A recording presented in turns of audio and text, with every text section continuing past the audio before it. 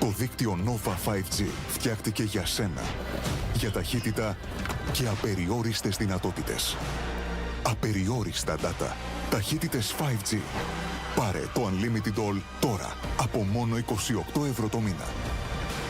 Μόνο στην Nova. Το Nova Fiber φέρνει τη δύναμη της οπτικής ίνας. Όχι μόνο μέχρι το δρόμο, αλλά μέχρι και το σπίτι σου. Nova Fiber. Σούπερ σταθερό και σούπερ γρήγορο ίντερνετ για όλους ταυτόχρονα. Ακόμα και ασύρματα με τη δύναμη του Wi-Fi 6. Βάλε Nova Fiber πρόγραμμα στο σπίτι σου. Από μόνο 27,22 ευρώ το μήνα με Gigabit Voucher. Nova.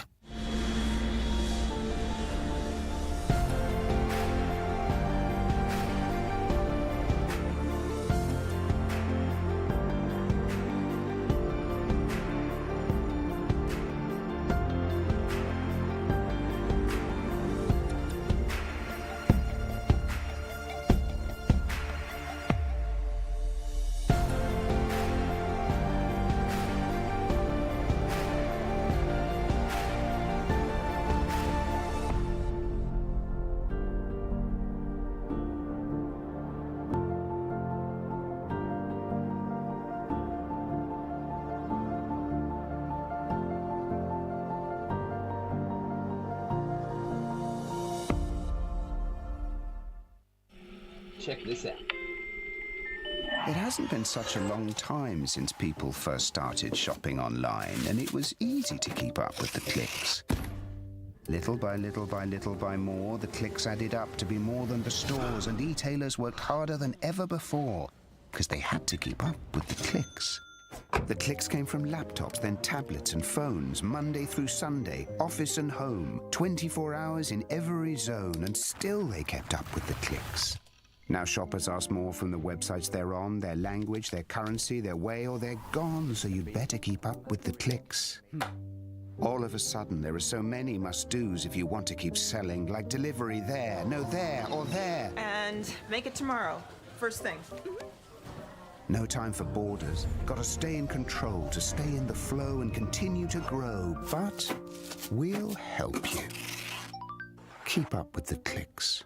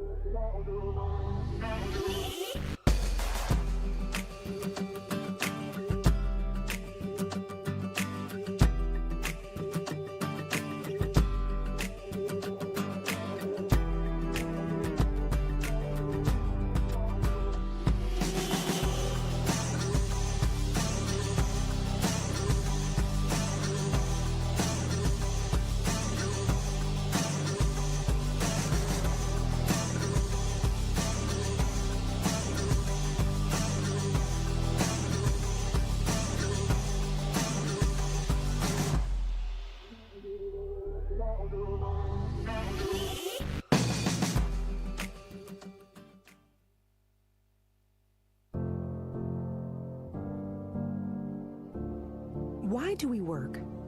Why do we make the sacrifices we make? The late nights, the sinking with coworkers 5 time zones away. Why? Why? Why? ¿Por qué hacemos lo que hacemos?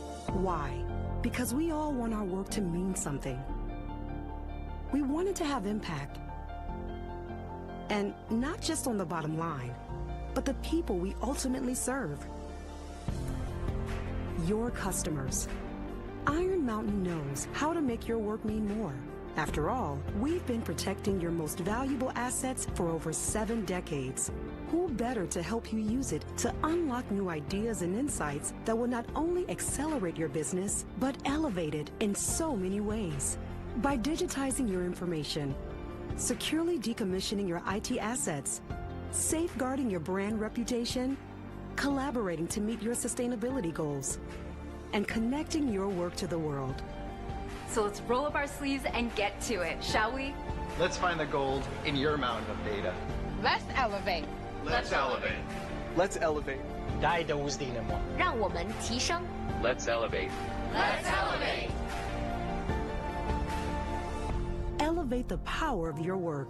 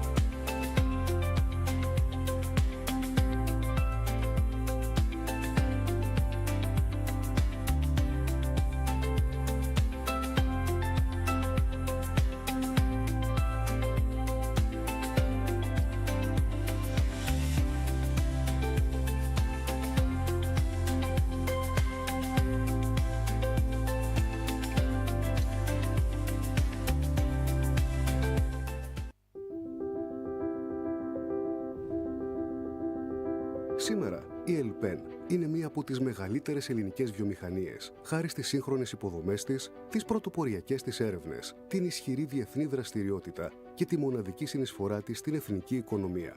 Με όραμα να πρωταγωνιστούμε στην ανάπτυξη του ελληνικού φαρμάκου και να διευρύνουμε την παρουσία μας στις διεθνείς αγορές, δημιουργούμε για πάνω από 50 χρόνια θεραπείες που βελτιώνουν τη ζωή των ανθρώπων.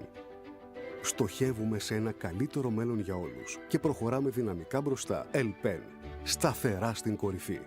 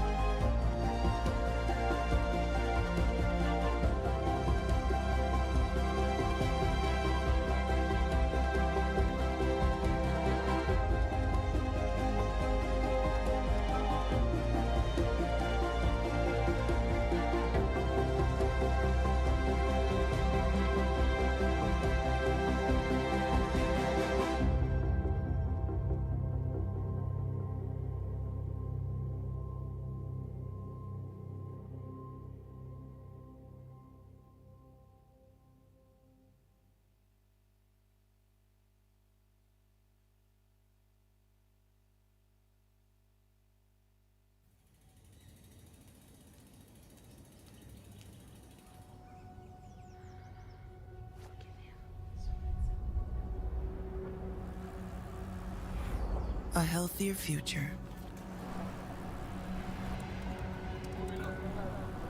That's what drives us. And as the world evolves, so do we. For over 125 years, we have taken on some of the most complex challenges in healthcare. Listening and responding to the ever-changing needs of people around the world. We focus on the long term, leading investment in research and development, striving to improve lives today and for generations to come.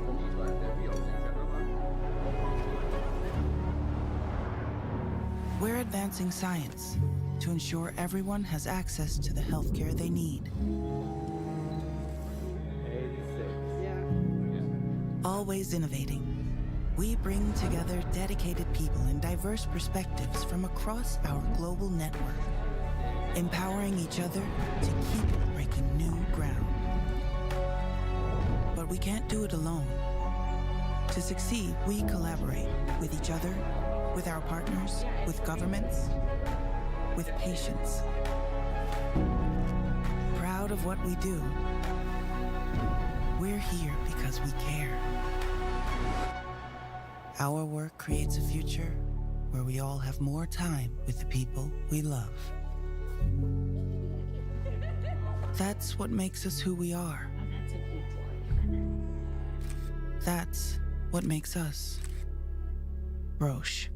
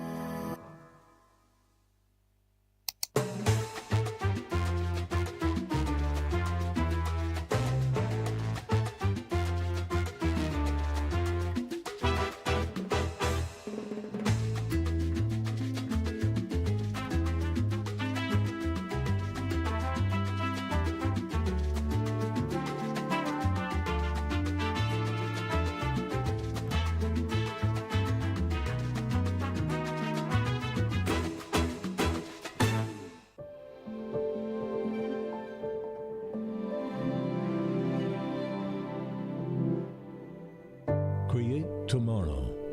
Start today. With new investment products backed by superior risk management. Asset management in a time of disruptive change. Financial well-being accessible to all. Calabas. Today for tomorrow. Λένε πως για να γίνεις καλύτερος πρέπει να έχεις κάποιον να ξεπεράσεις.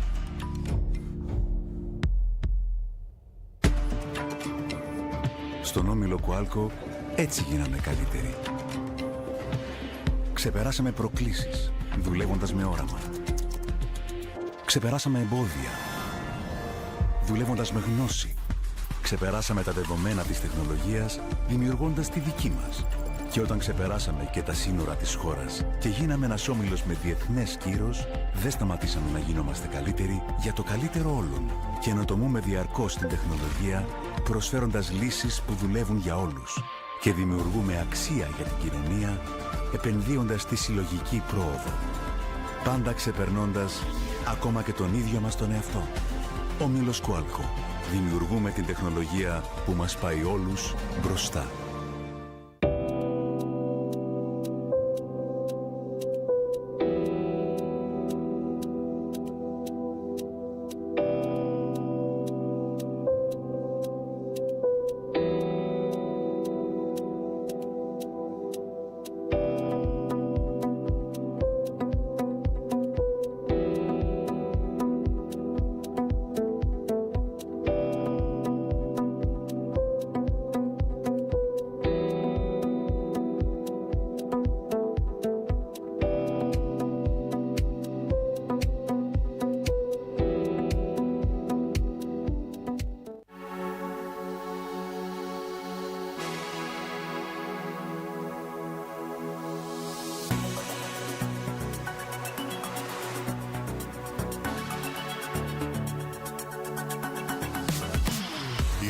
Αλλάζει.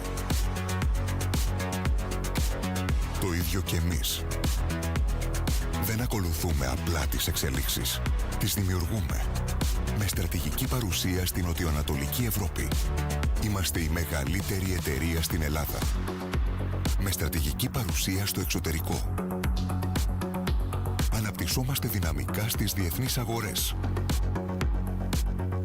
Με πλήρως καθετοποιημένη δομή και παρουσία σε όλη την αλυσίδα αξίας. Δημιουργούμε ένα διευρυμένο χαρτοφυλάκιο με ισορροπία στις βασικές μας δραστηριότητες και τη νέα ενέργεια. Με ένα από τα μεγαλύτερα φωτοβολταϊκά πάρκα στην νοτιοανατολική Ευρώπη.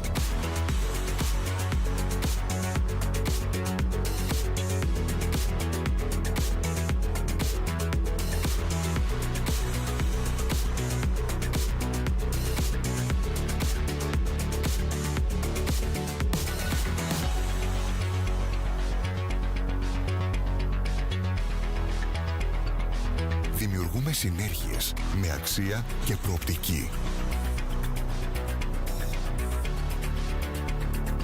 Πάνω από 10 εκατομμύρια πελάτες μας εμπιστεύονται κάθε χρόνο.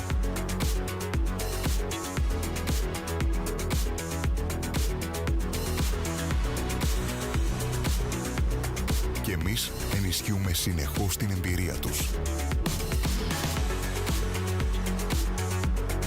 Μετασχηματίσαμε τον όμιλό μας με πυξίδα τη μακροπρόθεσμη αξία για όλους. Συνεισφέρουμε σημαντικά στην ελληνική οικονομία.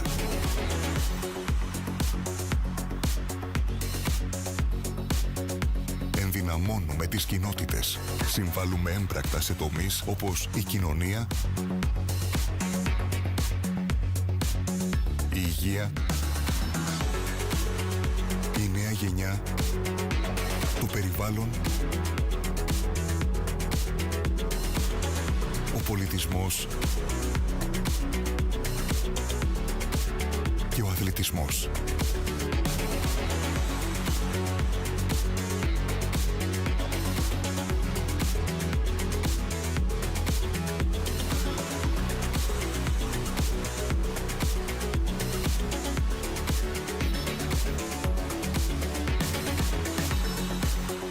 θετικό αντίκτυπο σε περισσότερους από 2 εκατομμύρια ανθρώπους στην Ελλάδα και το εξωτερικό.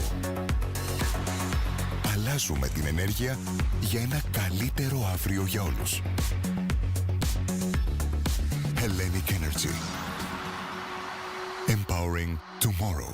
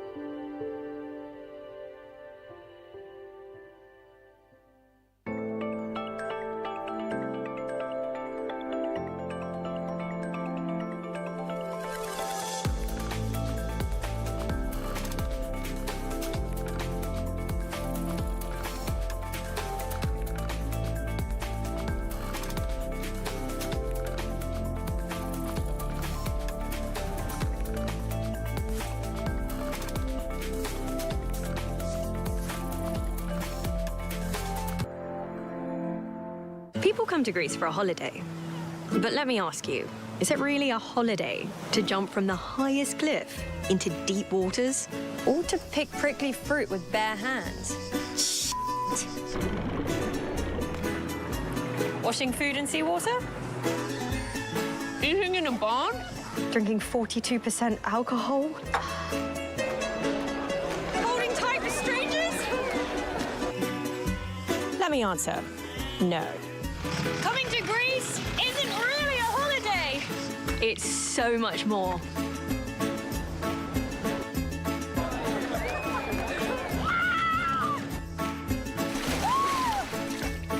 It's a life-changing experience!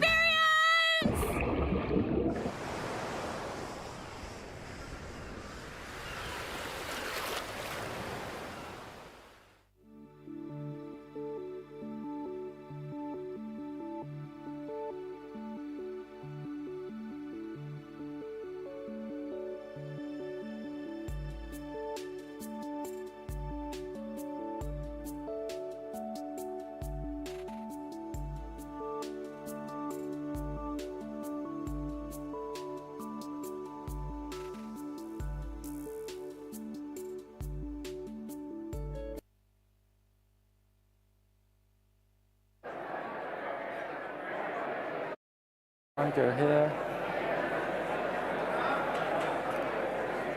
I pulled a meniscus muscle. Oh dear.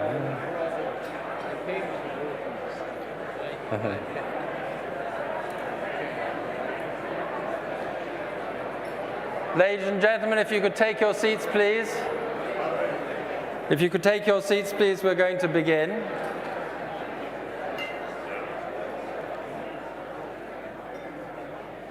Thank you very much. Thank you. So, welcome to the first gala dinner of our conference. And this evening, I think we're going to stretch our minds in the best possible way. We're going to have a conversation about both democracy and about cultural diplomacy, both subjects which are, of course, this city of Athens is the absolute appropriate place to have these. And it's a sort of going to be a two-part conversation. We're going to start on democracy, and I'm joined here by Jeffrey Robertson, KC, which for those of you who aren't familiar with this terminology means King's Counsel.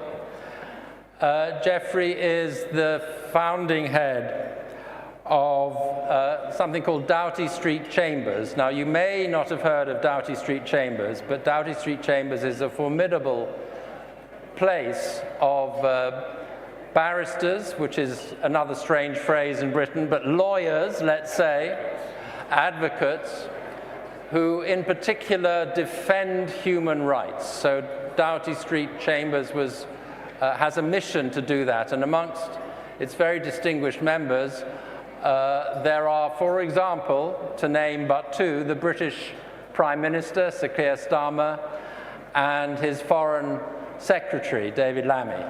And there are many others, but that's just to give a flavor.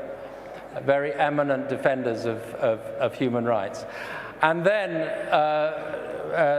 next to him is, I should say this correctly, Sir Stephen Fry, because Stephen was recently knighted in the British Honours System. So Sir Stephen is familiar to you as, of course, a very well-known actor, writer, novelist, and for those of you who absolutely adore the Harry Potter series, also the person who recorded the Harry Potter novels for an audio book. And it's a brilliant reading. If any of you want to teach your children English the nice way, do listen to Stephen reading all the Harry Potter novels. So very welcome to both of you. And then later on we're going to be joined by Melissa Lefas, the board member of the Parthenon Project, when we start to discuss the Parthenon sculptures. But let's start with some reflections on democracy, and just a word of introduction that I don't think it's news to anybody that democracy is not in good shape at the moment. You can look at any number of indicators, whether it's actually our own sister organization, the Economist Intelligence Unit, does an annual temperature taking of democracy, the Democracy Index, and democracy for some years now under that index has been what you might call in recession. Since about 2006, it's been getting worse and worse. Joan Hoey, my colleague, edits this every year. It's a wonderful piece of work. Just lately, the Pew organization has come out with a survey, which it does every year, on particularly 12 developed countries' opinion poll of what their citizens think of democracy. And again, the results show a negative trend. About 2/3 roughly of people are not satisfied. Only 1/3 are satisfied. And there are many other studies that point in a very similar direction. Democracy struggling, autocracy in too many parts of the world thriving. So I wanted to turn first to Jeffrey for your reflections on perhaps why this is happening and what we can do about it. Well, it's not widely realized that democracy is simply unsupported. It has no mention in the United Nations Charter. The United Nations set up to save succeeding generations from the scourge of war, makes no mention of democracy. It's not protected in international law. You get rid of a democratic country where a government replaces it with a military junta. There is recognition of its statehood the next day. There is no requirement that it show it has popular support. So democracy in international law and in international diplomacy has no support. And we're thrown back because we have no architect of democracy. There's no Marx or Lenin who wrote the book on democracy, to Winston Churchill, who said famously that democracy is the worst system of government, except for all the others. And from those others, we can distill, I think, three great strengths that are worth fighting for, even dying for, as has been in the past. They are free and fair elections in which everyone is entitled to stand, freedom of speech, often in constitutional form, and independent judges. There are other advantages. Someone said the great advantage was that democracy enables you to change a government without violence every few years, and you can talk about checks and balances. But essentially, those three characteristics are what makes some countries in the world, although a diminishing number, in favor of democracy. But do they show it? Are they prepared? That's an increasingly important question, which was discussed this morning about Europe's support. Well, is Europe enough? When we look at the United Nations, we come across the great flaw in how it was set up in 1945, after Woodrow Wilson, of course, was the one who said he wanted to make the world safe for democracy by setting up the League of Nations. When the League collapsed, particularly because America never joined it, in 1938, the question came, what do we replace it with? And the great English visionary H.G. Wells got a lot of support when he argued that it should be an organization of what he called parliamentary peoples, bounded by a Bill of Rights, and where you could throw any country out if it didn't comply with those rights associated with democracy. But, of course, that was a runner if, while Stalin was in bed with Hitler, working out how to carve up Poland, but once he became our great ally, and Yalta has confirmed that authoritarian countries were part of the United Nations, and there was to be no talk of democracy. So that was the end of that. Of course, soon we had China as a member of the Big Five. And the great flaw in the United Nations architecture was that the General Assembly is really just a talking shop. The Security Council is the repository of whatever power the UN will have, and it is poleaxed entirely. The Big Five all have a veto, and vetoes go to America and to Russia and to China, and they're used or threatened quite a lot. Put forward a resolution in the Security Council about peace in Ukraine, and Russia will veto it. Put forward a resolution about a ceasefire in Gaza, and America, on behalf of Israel, will veto it. So that makes the United Nations operating through the Security Council of no use at all in doing what its charter promised of saving succeeding generations from what it calls the scourge of war. There are 20 wars going on at the moment, Amnesty tells us, and the UN has been able to assert power over none of them. The 7 countries in Africa in the last 3 years have been democratic governments, semi-democratic, have been overthrown by military coups. You have poor old Aung San Suu Kyi following her 80th birthday, 5 years in detention in Myanmar. And Nagorno-Karabakh, a perfect little democracy, wiped out by Azerbaijan after the keys to control it were handed to Russia, which was like giving the fox charge of the hen house.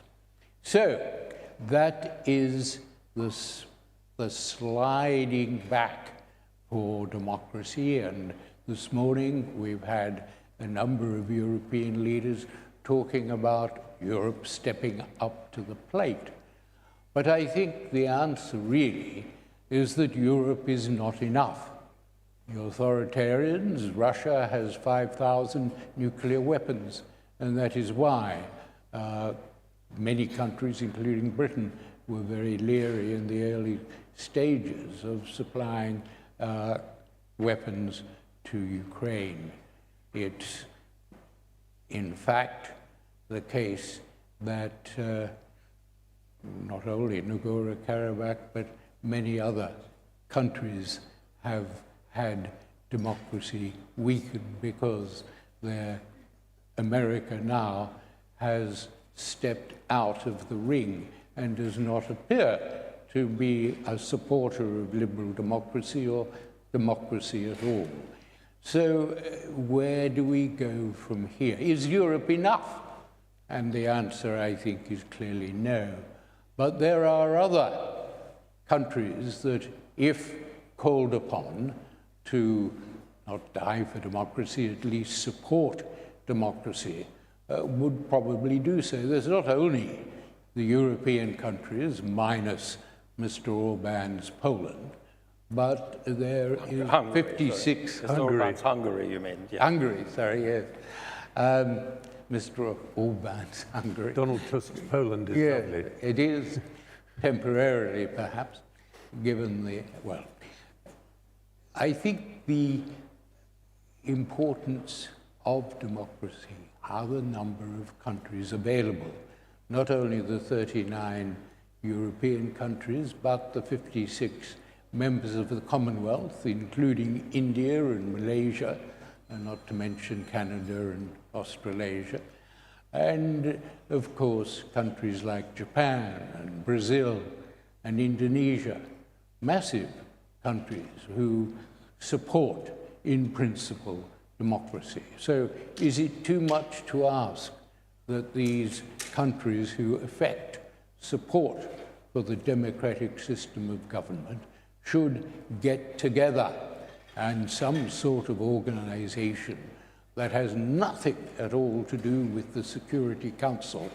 but which is able to formulate policies and protect democracies with that power?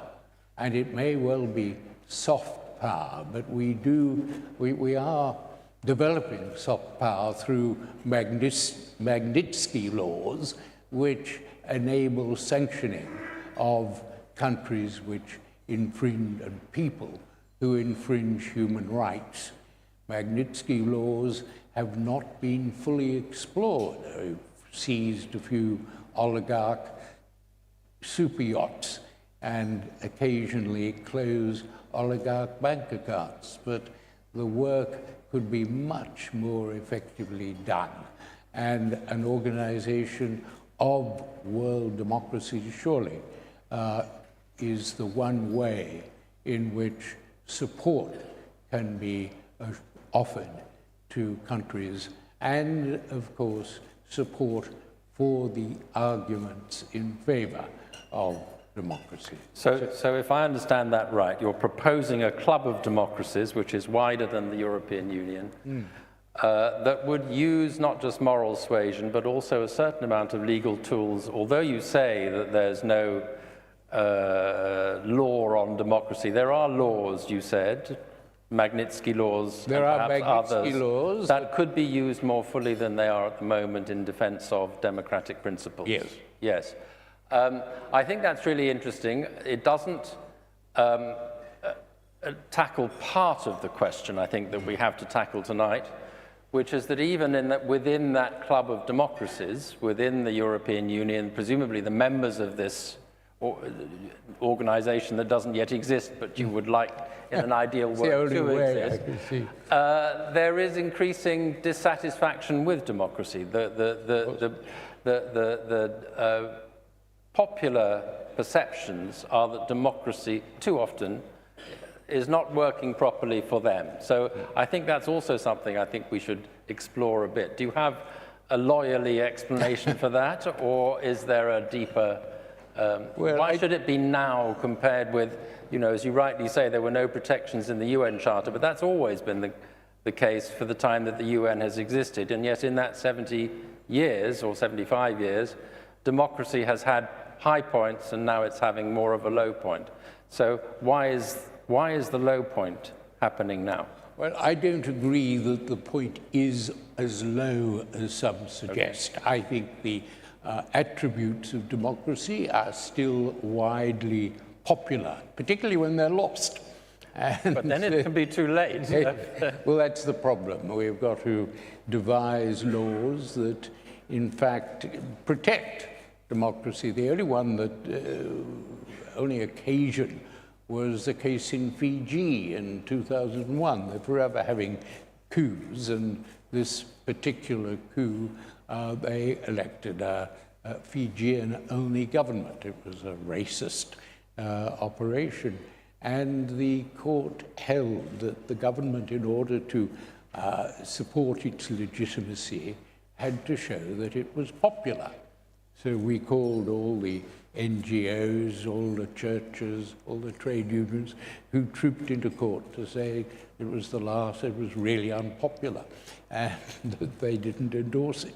And the court decided that was, the government was unlawful for that reason, and it actually resigned, although, of course, there were coups, as there always are, in Fiji subsequently. So I think the advantages, and this organization, it was called Madeleine Albright, said we should have a club of democracies. I think she was the first to argue the case. Would itself spend money and promote democracy and the values of democracy, which often are only realized after they've been lost. Stephen, your come at this, I presume, from more of a cultural, but also of a, we were talking earlier, from a technological angle. The challenges of democracy in the age of communications changing so rapidly is perhaps part of the explanation why people feel less represented. I think so. I respect everything Jeffrey said, but it is top-down. It's talking about how institutions and laws might govern people.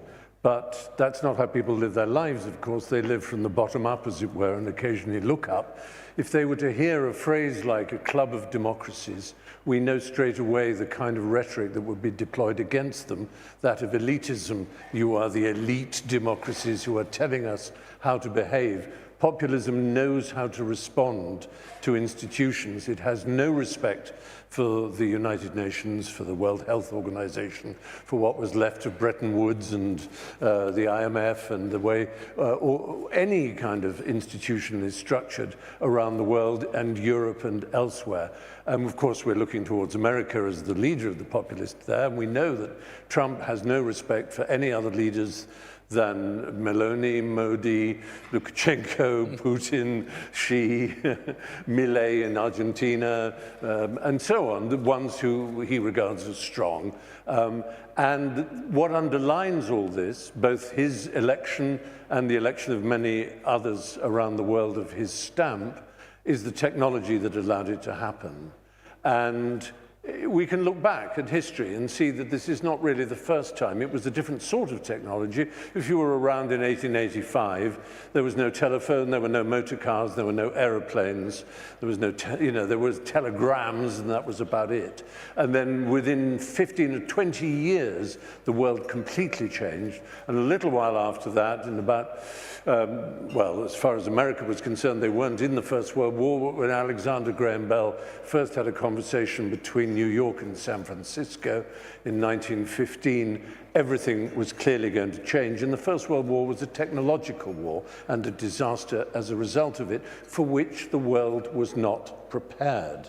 And we are not prepared now for the technology that is coming. It is a tsunami.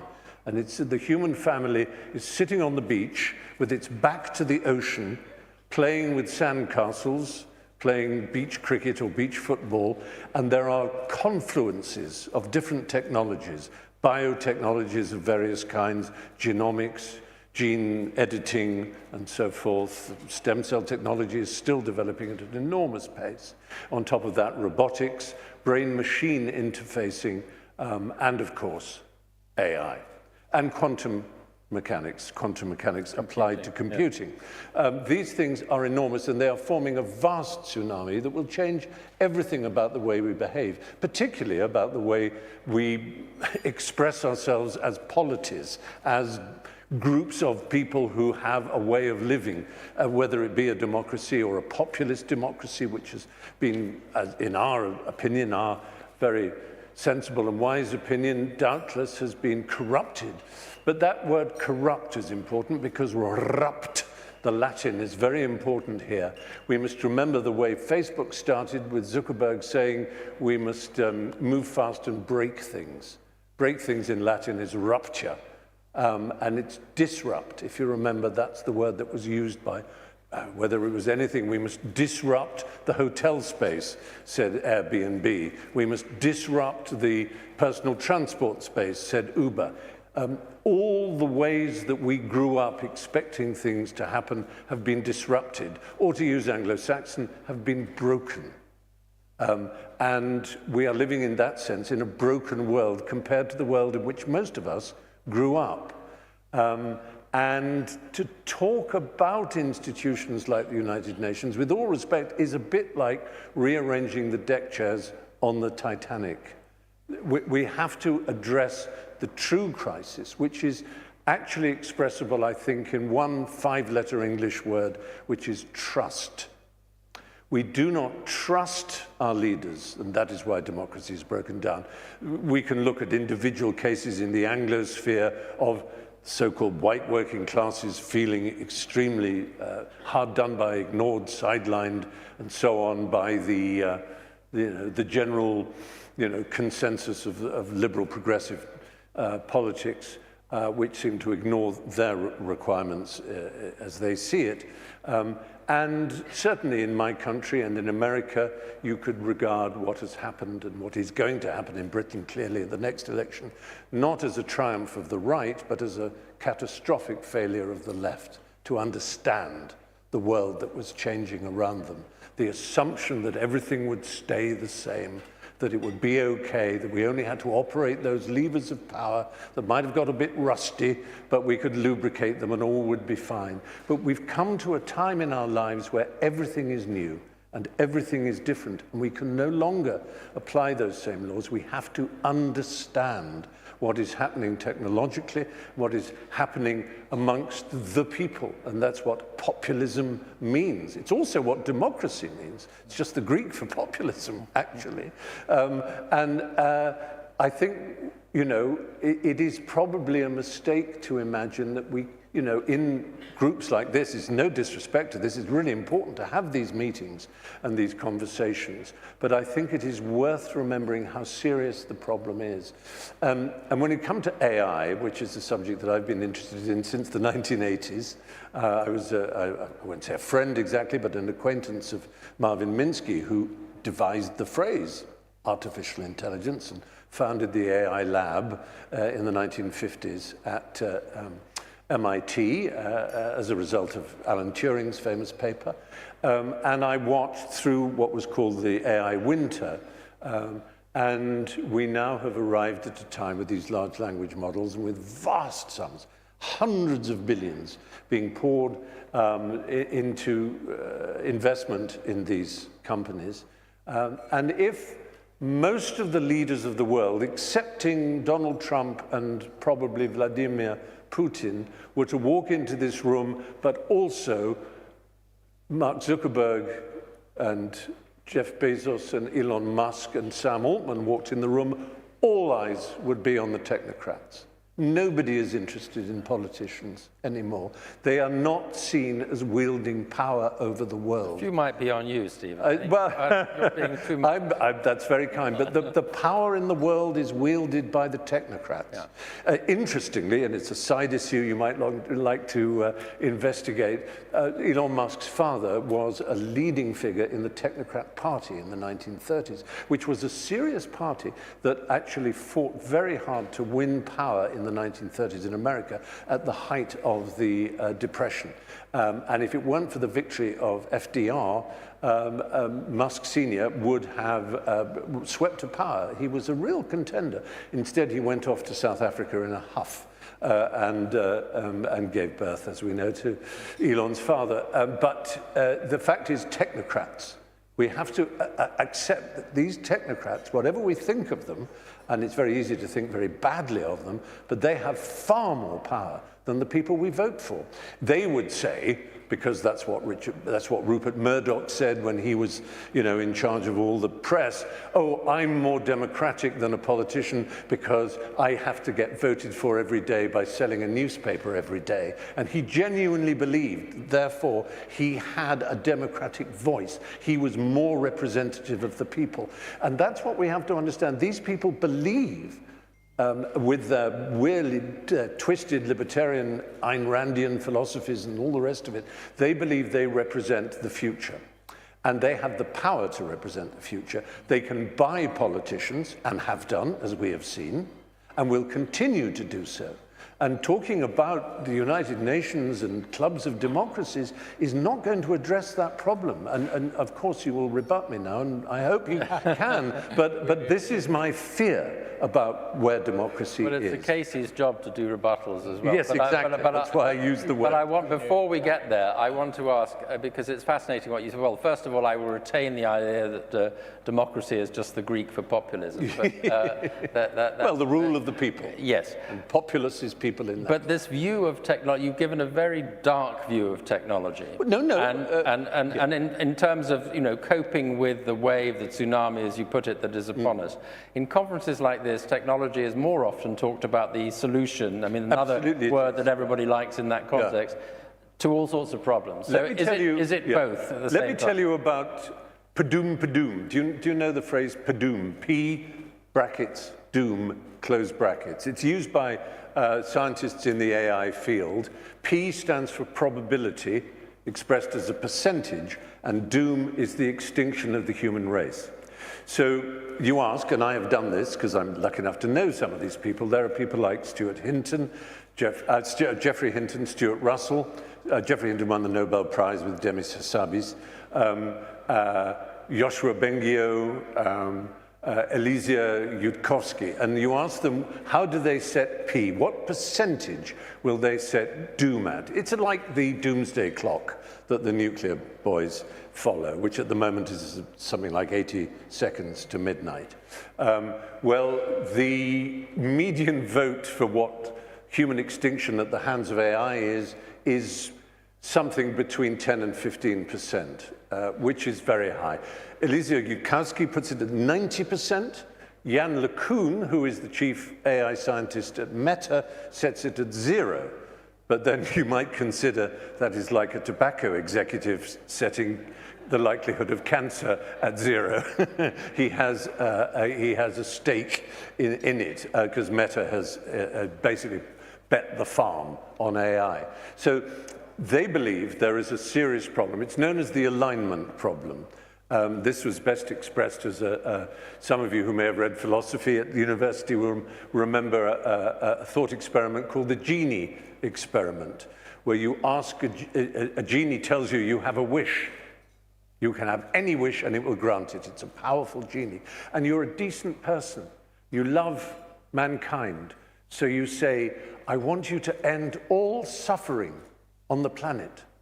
And the genie immediately extinguishes all life, which is the most perfect answer to your wish. All suffering, the genie looked to see where suffering happened, and suffering happens with living things and nowhere else. It doesn't happen with stones or sand or anything like that. It happens with living things. So if you want to end suffering, you end humanity. That's, in a very broad terms, the alignment problem. How do you possibly code dignity, justice, faith, love, honor, all the human virtues, many of which it has taken us centuries to believe in, like the fact that women and men are of equal value, or that people of different races are of equal value. It's taken us hundreds of years to believe that. How do we encode that into a machine in a reliable, trustworthy way? But so much money is being spent. So much money is being spent on these large language models at the moment, not just in the United States of America, of course, but in Russia and principally in China, which is having a lead over this.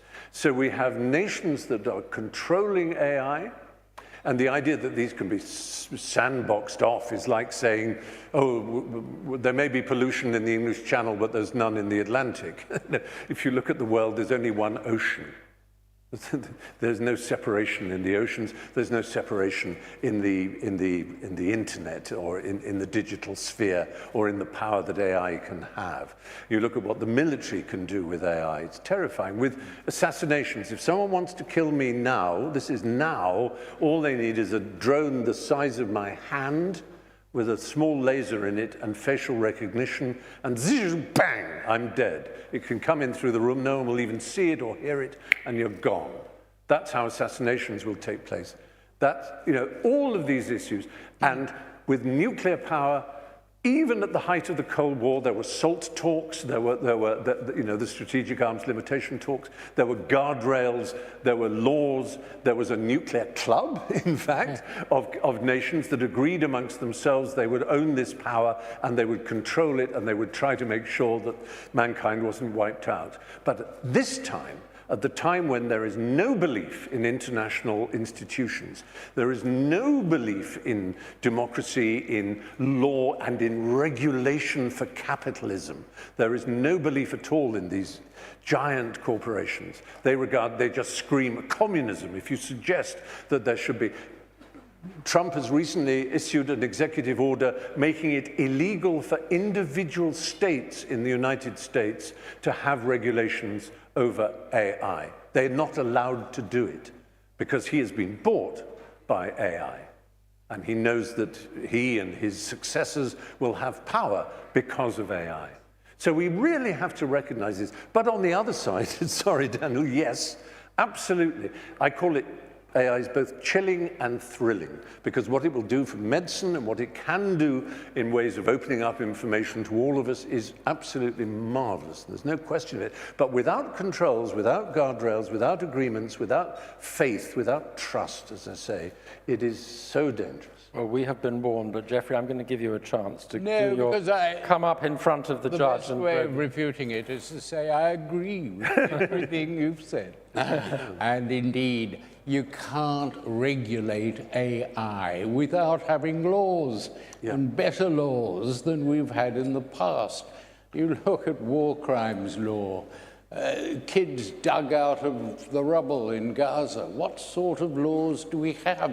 We have laws that have got wiggle room put there by basically Britain and America that can defend the killing of children and women and so forth by saying, oh, they're just lateral casualties, collateral damage, or they're just military advances. Military advantage is more important than actually killing innocent civilians.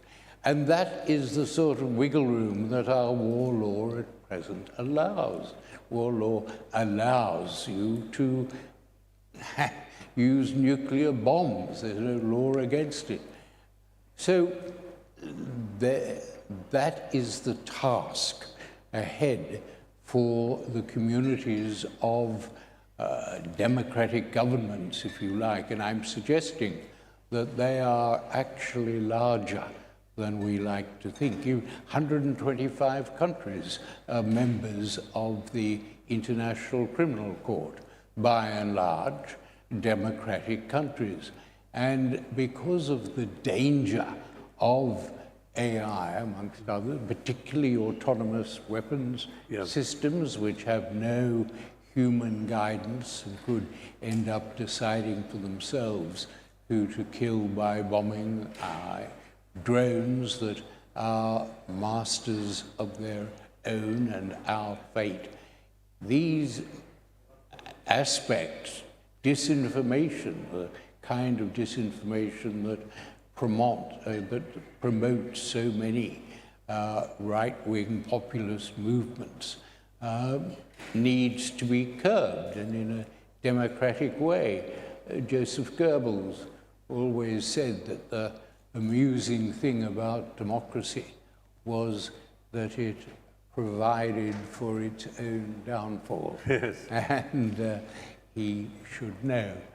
But I think we should stop the doom loop, Yeah. Padoom, and we should move on to a topic that where I hope that maybe we can appeal to the better nature, angels of our nature, and namely cultural diplomacy. Yes. A bit of cultural diplomacy, even among democracies, and the question of the Parthenon sculptures. We're not going to solve the democratic issue, but there are some very knotty problems that possibly, with goodwill, are prone to some sort of way forward. Yep.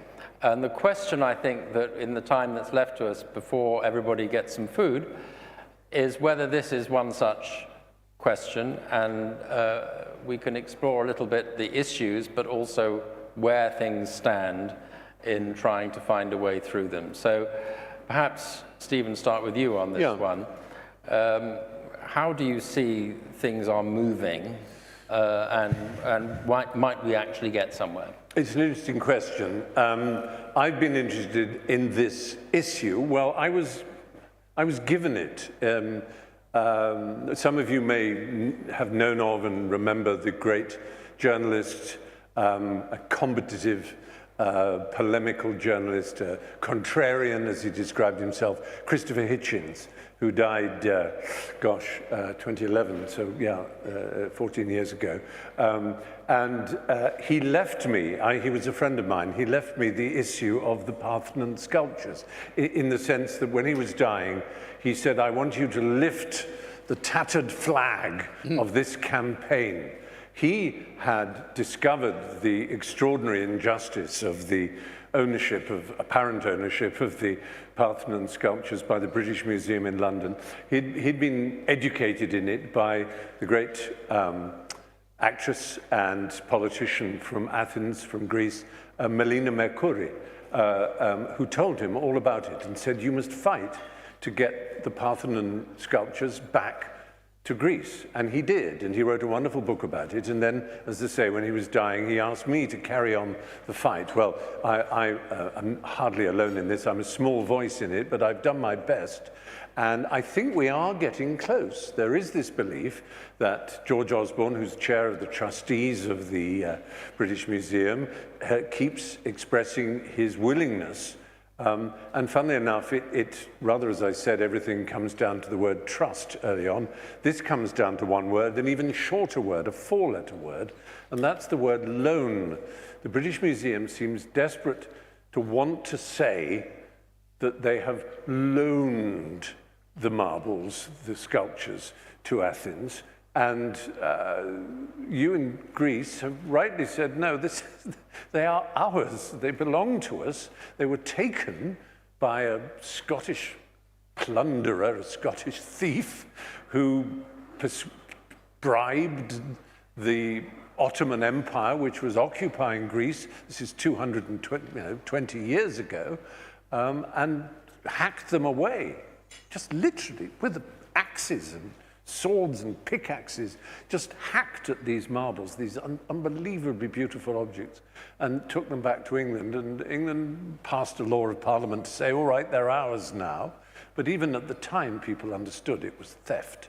And we believe the time is absolutely right to have them back. And many people, some in this room, the great John Lefas, a Greek philanthropist who's been wonderful in encouraging us all in this endeavor. And I think we are close. I think it just needs the British heads to be banged together. But Geoffrey will... Geoffrey, I want to invite Melissa from the Parthenon Foundation to join us on the stage. Where are you, Melissa? Yes. Welcome. Perhaps before...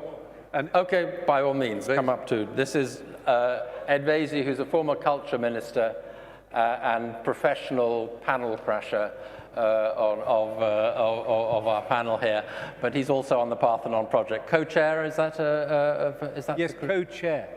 Co-chair of the Parthenon project. But first, Jeffrey, for you, would you give a legal view Yes, on, because there is a legal question here. Jeffrey's written a wonderful book on this whole subject of de-accession, as it's called. Yes, there is certainly a legal side, as well as the obvious side, I think, which is the fact that this is the last great work of the ancient world that survives, even though half of it survives in the dark room of the British Museum dedicated to an art fraudster, Lord Duveen, and the alternative is to remove it, to reunite it with the other half, which are on the top floor of the museum, the Acropolis Museum, beneath the blue attic sky and the remnants of the Parthenon. So I think where can it best be appreciated is answered obviously in Athens. But it's important to understand how the marbles were taken.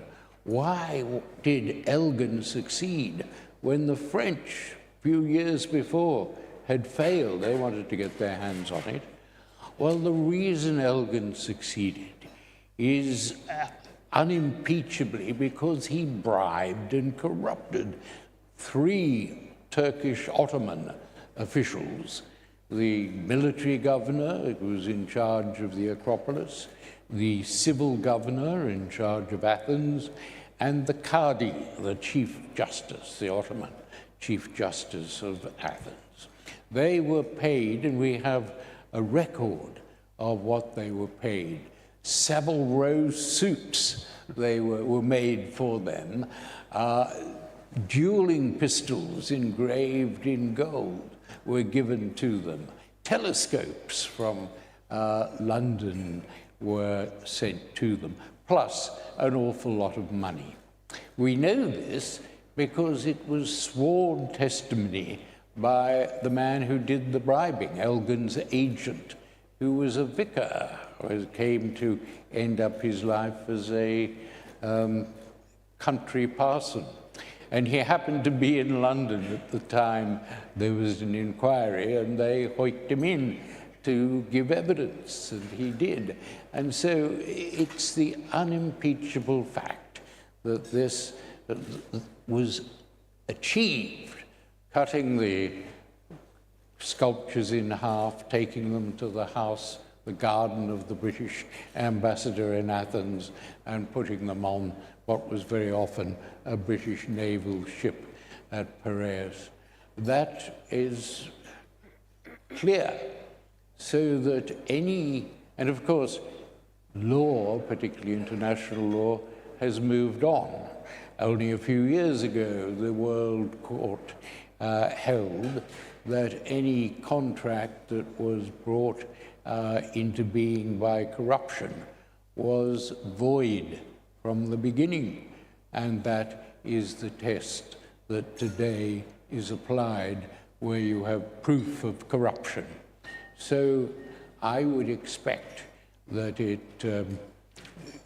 it got to the International Court of Justice, it would be likely that Britain would be embarrassed, would actually lose the case. But this win-win proposal, this deal, which will give the British Museum many fine examples of ancient Greek art and culture, in return for the marbles, whether it's a loan, permanent, will end up being permanent loan. We're into semantics by then. But I think the one thing that is worth mentioning, when Amal Clooney and I did some 10 years ago at the request of Mr. Samaras, we investigated the the story of the marbles in the British Foreign Office, and there was an extraordinary but secret inquiry under Nigel Nicholson, actually, which reported that Greece deserved to have the marbles back, that the rightful thing was to return them. The sad thing subsequently was the British Prime Minister, Mrs. Thatcher, took a marked dislike to Melina Mercouri and ordered that they should stay. But one of the clinching arguments, interestingly enough, in the Foreign Office report, its conclusion that Greece deserved it back, was that Greece and Great Britain were the only two countries after the collapse of France to fight the Germans for democracy. I mean, Serbia fought, but they mainly fought each other, the Serbs, at the time. And nonetheless, there you have. And it was the plan to return them with this as the reason, part of the theme, that we were the two countries that fought the fascists for democracy when it was necessary to fight. And so I think, hopefully, that will remain the theme when they are returned, as it looks as though they will be. Well, Melissa, can I turn to you because you're, I think, quite close to the whatever negotiations are happening, for a sense of where we are on this. Are things really moving right now? You know, the negotiations have been ongoing for a few years now, and I think that's very important to recognize that there's a willingness to come to the table. You know, we've had this discussion about democracy, and of course the vitality of democracy depends not only on our institutions, but on the ties that bind us as societies. And cultural diplomacy is our greatest tool to doing that. We rebuild trust, we strengthen mutual respect. You know, it underpins humanity. And so cultural diplomacy as a way to communicate and connect through history, art, and ideas is something that I think the two parties, the Greek government and the British Museum, are trying to undertake and are wrestling with. And certainly it's not lost on us that in the greater context of what we just heard, what a great opportunity for us to do something positive for humanity. And I think Stephen mentioned that the time is now, that things are poised for that. Our campaign, the Parthenon Project, has put forward an ambitious, forward-looking, long-term cultural partnership approach between the two countries, something that would benefit future generations, that would be a true win-win. And we draw on the principles of cultural diplomacy to put that idea forward. So if I may just briefly, the contours are, of course, the orderly and complete return of the sculptures from the British Museum back to their home here in their purpose-built Acropolis Museum. As Jeffrey mentioned, rotating exhibits of never-before-seen artifacts that would leave Greece and be, you know, masterpieces that the British public and visitors of the British Museum, the patrons, could witness. And in its context, we should consider that the British Museum is undertaking a $1 billion reimagination and renovation of the Western Ranged galleries. And that offers a significant opportunity as they're thinking about what their display strategy will be. Will they have a Hellenic gallery? We'd like to see it, the Duveen Gallery, renamed, of course, to the Hellenic Gallery. And what a great opportunity for Greece to have in the center of London its own, you know, dedicated space and museum. Or they may opt for a display strategy where we can experience the evolution and the interaction of societies over time. And there, the rotating exhibits from Greece can be leveraged to great benefit because, of course, from prehistoric era all through Byzantine, a narrative can be told with the inclusion of these pieces. The third component of our campaign is to establish a foundation. That foundation would support scholarship between the UK and Greece on educational, cultural scholarship and programs, and would underpin this cultural partnership between the two countries. And the fourth point, and just landing on what you referred to as the semantics, we would like to put forward an agree to disagree principle. The question of ownership is difficult, and we don't need to agree on that. There's great and profound history on this topic where the agree to disagree principle was used, and why not move past that? Why see that as a stumbling block when two great allies, as was mentioned, can come together? We have cross-party support. Polling in the UK supports the reunification. 64% of Brits would support the return of the sculptures and have the opportunity to see these blockbuster pieces from Greece. So why not seize this moment? Yeah. Lord Vasey, you were, I think, the longest serving culture minister. Yeah. Thank you. Yeah. Just to be clear, they're not clapping me for being the longest serving culture minister. They're clapping Melissa's brilliant exposition of the Parthenon Project's aims. Yes, but you were the longest serving culture minister of UK.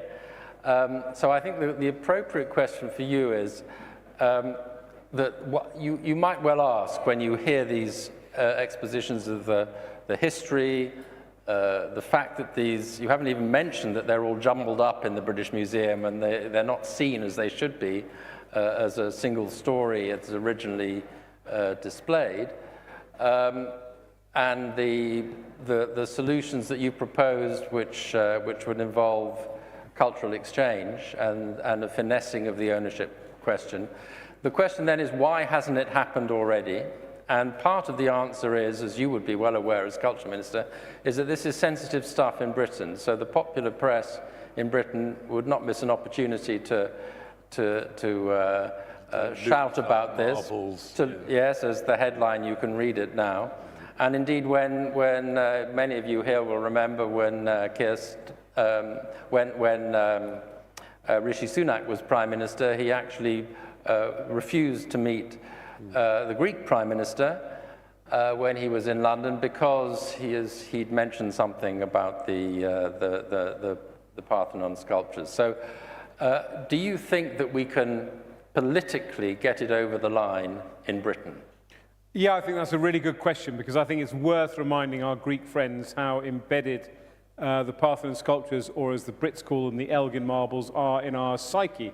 It's about a nation trying to come to terms with its place in the modern world and looking back fondly on the time when it once, as it were, had an empire and straddled the globe. And I, as the culture minister, took the path of least resistance. I had grown up believing that the Elgin marbles were ours and legally acquired.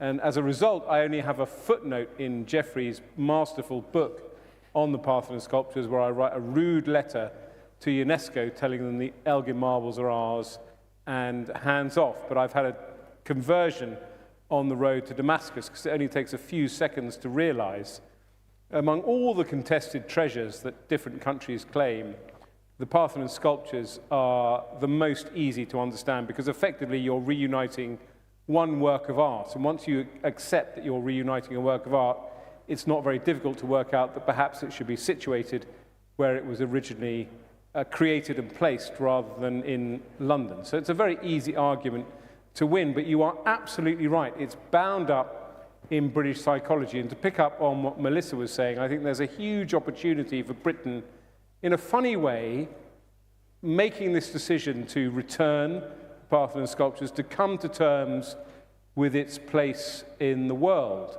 and to acknowledge that we are not, it would be a generous act on our part, and we love to think about the things that we have given the world, but it would also acknowledge the incredible influence that the Greeks and ancient Greek civilization has had on Britain. You only have to walk around any city in the UK, particularly at the time of our greatest wealth in the 19th century, and you see the massive influence of classical antiquity everywhere. And I think there is a great opportunity in the act of returning the sculptures to where they should be for the British Museum to make a great leap forward, not just in acquiring on loan some great Greek artifacts which have never left Greece, but also to tell the story of the Greek influence on the UK. And it will take what is already a very strong friendship to another level, and it will show the power of cultural diplomacy, which enables us to have conversations with each other which are much more rich and discursive than the sort of rather traditional conversations nation-states tend to have between them. So I think it's a really exciting opportunity. I think the climate has changed, because I think we have, no government really wants to touch this because the right-wing press gets very worked up. But we do at least have a government here which I think the best position is to say it won't stand in the way of any deal that the British Museum does with the Greek government. And we are very lucky in the Parthenon project, by the way, to have two of the most distinguished Labour cultural leaders as part of our team. We have Sir Ben Bradshaw, who's in the room tonight, a former very distinguished culture secretary. Stand up, Ben. Show us where you are. Hey. And also Baroness Tangham Debonair, who is by far the most powerful cultural voice in the Labour Party in 2025. Stand up, Tangham. Baroness something, I don't know. Oh, yes. I think it's also worth reminding British people, and this may be a way of getting the British to feel proud, that we're approaching, and this is why the time is now, we're approaching, as all the Greek people here know, more and more anniversaries of the bicentenary of the freedom of Greece, the Eleftheria of the Hellenic Republic. The Battle of Navarino, which was a battle fought by the Greeks and the British and the Russians, in fact, and led by Admiral Codrington, and was the first victory against the Ottoman Empire that led to the freedom of Greece. And that in the next few years, it will be that bicentenary, which is a perfect time to reinforce the friendship of the Greek people and the British people. Well said. Should, you know. Well said. Yeah. Really good point. I think we're going to have to end it there because, you know, the friendship of the British people and the Greek people depends on food. It will suffer greatly if we don't let people eat. So we have to end there. But thank you all for an absolutely fabulous conversation. Thank you.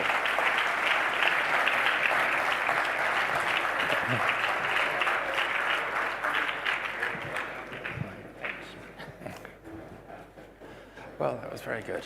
Yes.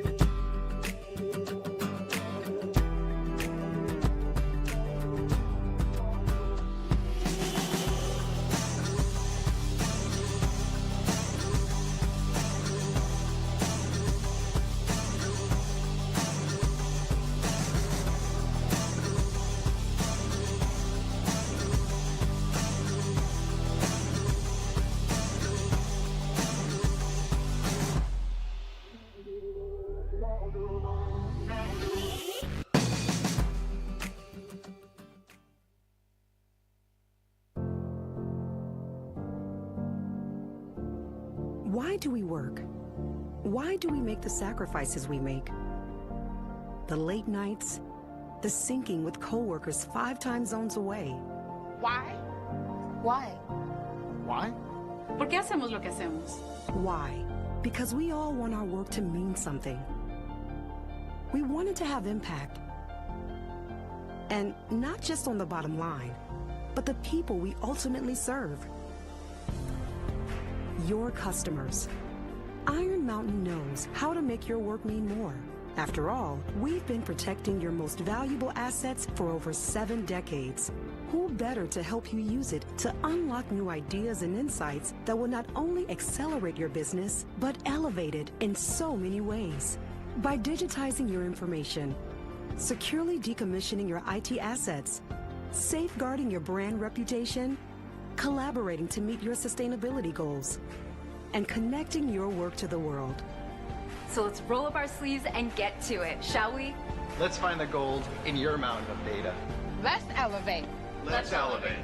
Let's elevate. 大的无敌的梦。让我们提升。 Let's elevate. Let's elevate. Elevate the power of your work.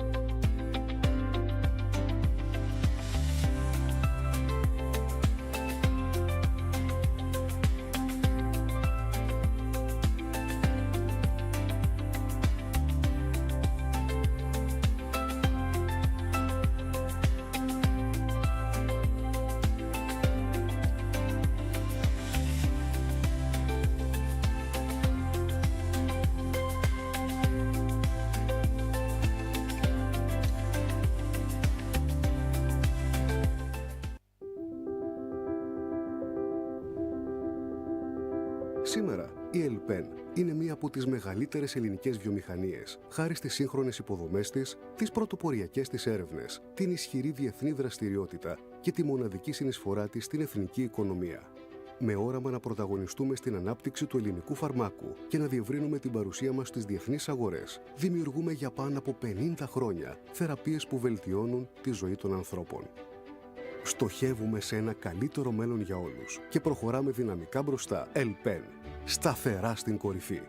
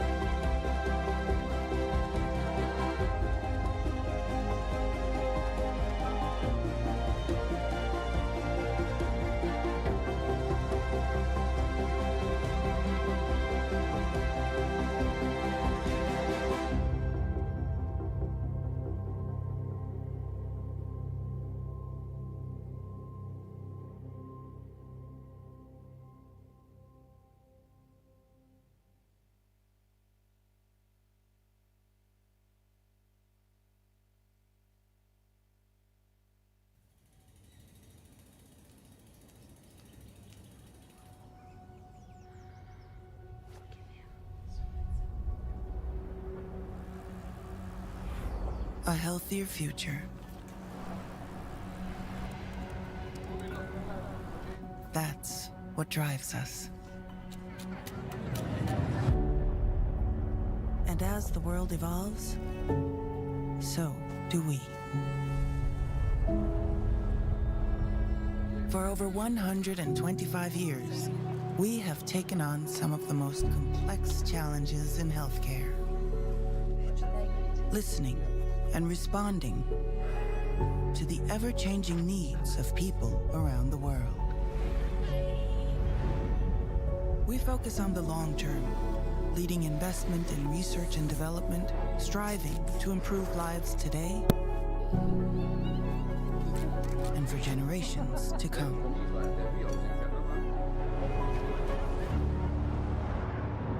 We're advancing science to ensure everyone has access to the healthcare they need. Always innovating, we bring together dedicated people and diverse perspectives from across our global network, empowering each other to keep breaking new ground. But we can't do it alone. To succeed, we collaborate with each other, with our partners, with governments, with patients. Proud of what we do, we're here because we care. Our work creates a future where we all have more time with the people we love. That's what makes us who we are. That's what makes us Roche.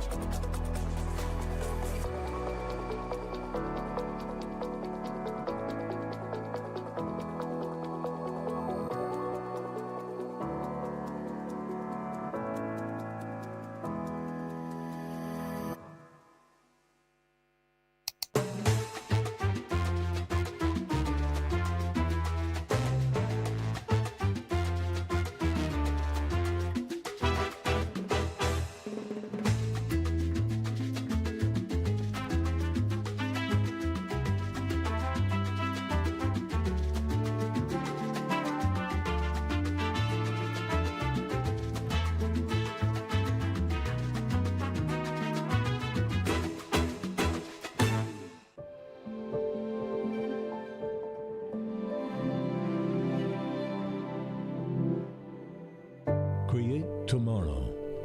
Start today. With new investment products backed by superior risk management. Asset management in a time of disruptive change.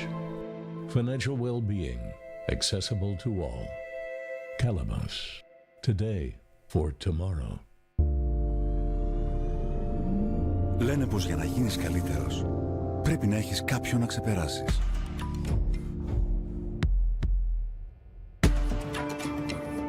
Στον Όμιλο Κουάλκο έτσι γίναμε καλύτεροι. Ξεπεράσαμε προκλήσεις, δουλεύοντας με όραμα. Ξεπεράσαμε εμπόδια, δουλεύοντας με γνώση. Ξεπεράσαμε τα δεδομένα της τεχνολογίας, δημιουργώντας τη δική μας.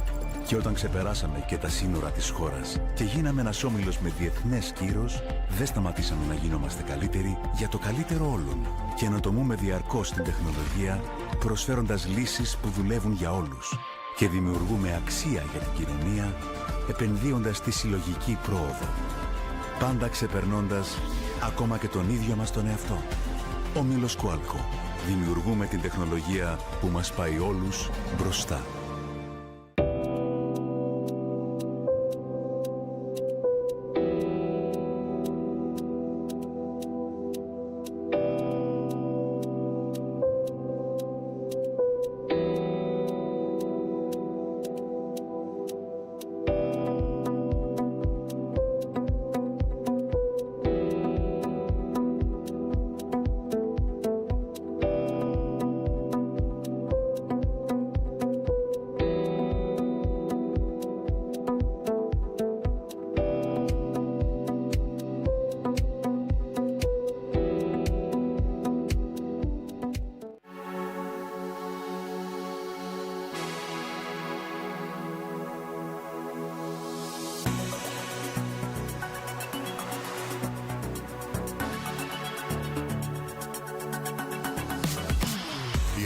Αλλάζει.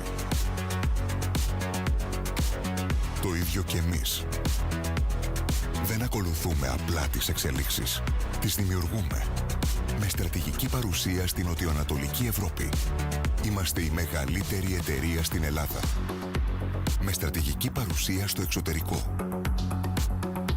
Αναπτυσσόμαστε δυναμικά στις διεθνείς αγορές. Με πλήρως καθετοποιημένη δομή και παρουσία σε όλη την αλυσίδα αξίας. Δημιουργούμε ένα διευρυμένο χαρτοφυλάκιο με ισορροπία στις βασικές μας δραστηριότητες και τη νέα ενέργεια. Με ένα από τα μεγαλύτερα φωτοβολταϊκά πάρκα στην νοτιοανατολική Ευρώπη.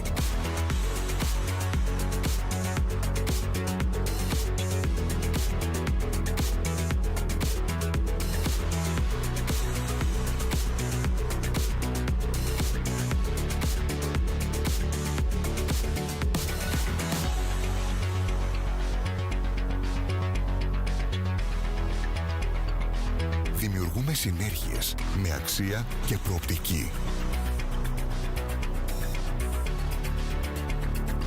Πάνω από 10 εκατομμύρια πελάτες μας εμπιστεύονται κάθε χρόνο.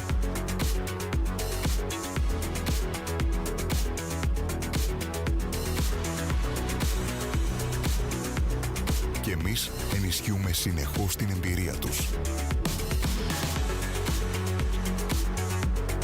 Μετασχηματίσαμε τον όμιλό μας με πυξίδα τη μακροπρόθεσμη αξία για όλους. Συνεισφέρουμε σημαντικά στην ελληνική οικονομία.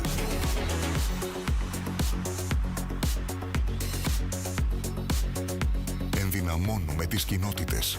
Συμβάλλουμε έμπρακτα σε τομείς όπως η κοινωνία, η υγεία, ο πολιτισμός και ο αθλητισμός.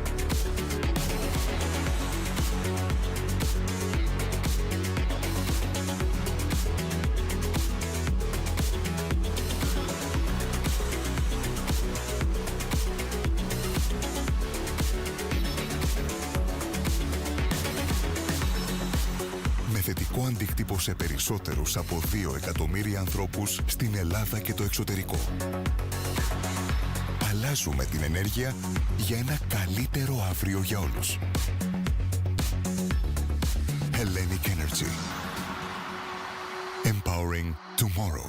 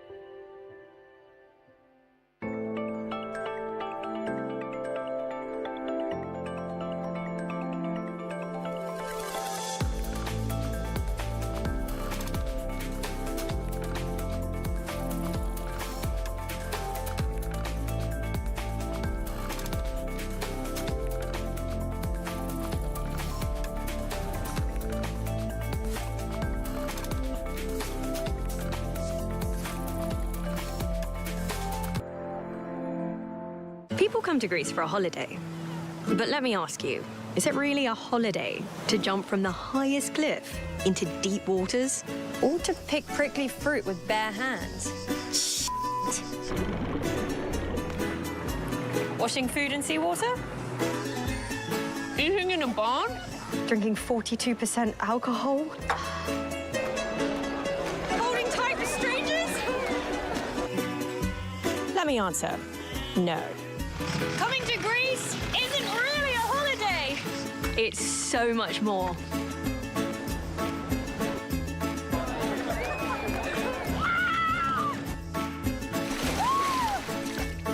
It's a life-changing experience!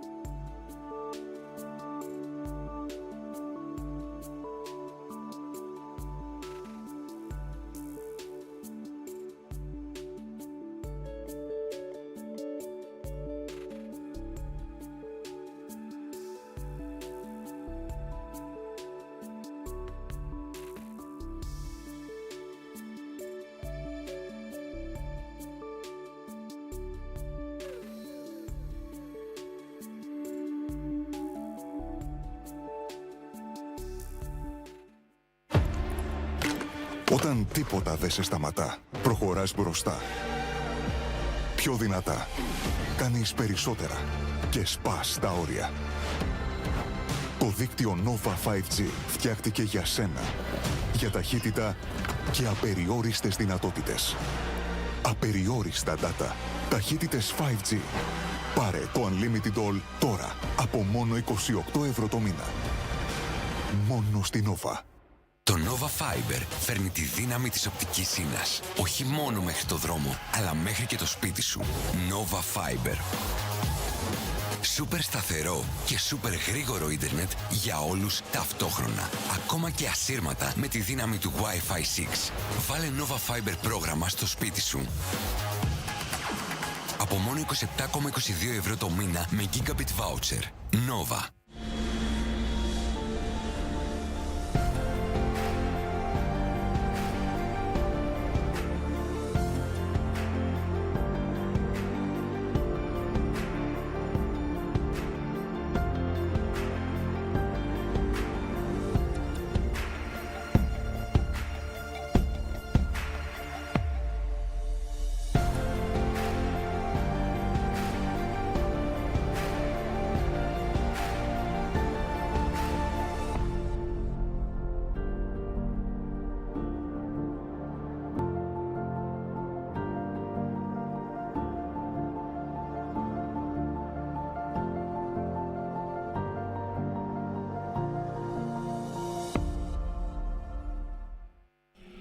check this out.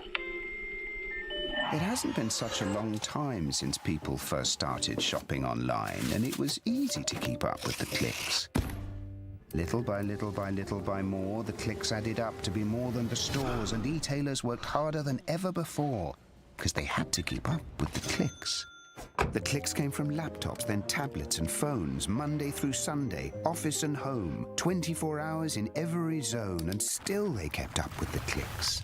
Now shoppers ask more from the websites they're on, their language, their currency, their way, or they're gone, so you'd better keep up with the clicks. All of a sudden, there are so many must-dos if you want to keep selling, like delivery there, no there, or there. And make it tomorrow. First thing. No time for borders. Gotta stay in control to stay in the flow and continue to grow. But we'll help you. Keep up with the clicks.